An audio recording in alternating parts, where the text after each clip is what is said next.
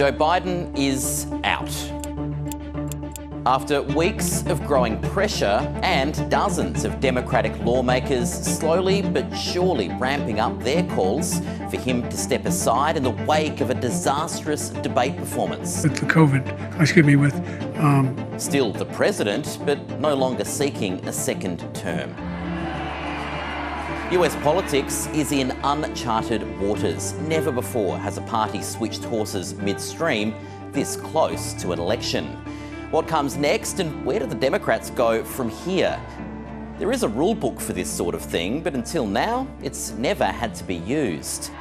Will the party get behind the current Vice President, Kamala Harris? Or will other Democrats fancy themselves as having the best chances of defeating Donald Trump and keeping the White House blue?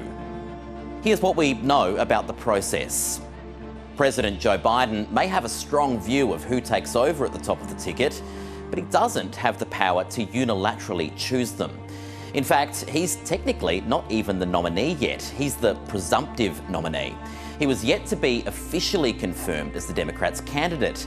That's a process that ordinarily happens in a roll call at the party convention, scheduled for next month in Chicago. So who will pick the candidate now? The people taking part in that roll call. They're the delegates to the convention.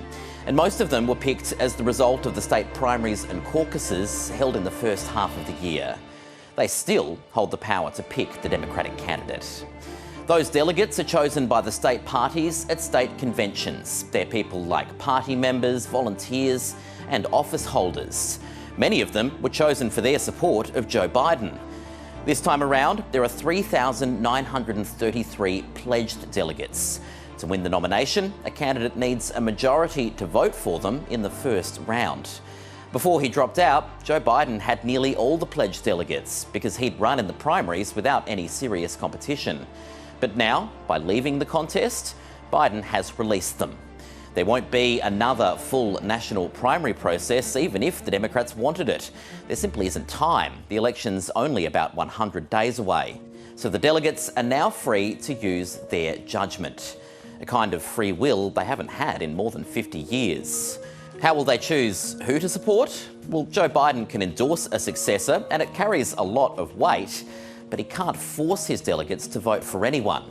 Perhaps there'll only be one candidate, as the current Vice President Kamala Harris is clearly a frontrunner. She's already amassed a long list of endorsements from governors, presidents, and other senior Democrats. And many in the party will want this wrapped up quickly to stop them seeming like a disorganised rabble.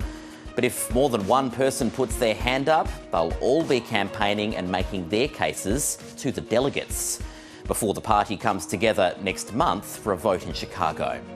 We don't know exactly how that would work yet. Some have suggested a rapid-fire round of televised debates to test out the potential candidates on the national stage.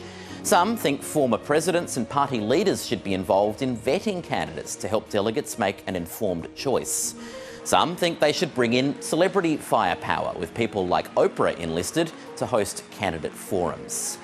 If the elected delegates don't reach a majority decision on the first vote, well then the pool of voters will grow a bit more. Around 700 automatic or superdelegates will get to join the process. These are people who weren't selected through primaries, but are mainly senior figures in the party. They're politicians like members of Congress and governors, and their views are influential. All the delegates will then vote as many times as it takes for them to reach a majority decision. The Democrats are worried about the short time frame to election day. They don't have long to reset their campaign. They'll certainly be hoping this doesn't become a long, drawn-out and messy affair. The record for messiness occurred a century ago to the year, in 1924.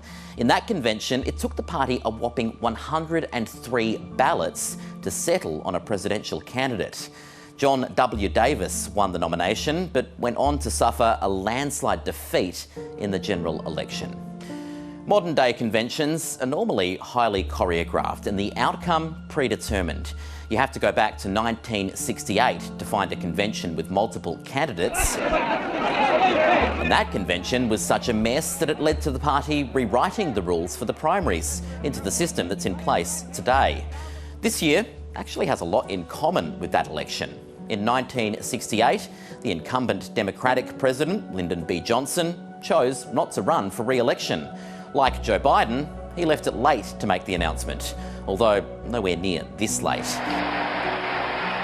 And it meant the party went to its convention, also coincidentally in Chicago, without a presumptive nominee. And they eventually settled on Hubert Humphrey as their pick, who had been Lyndon B. Johnson's vice president.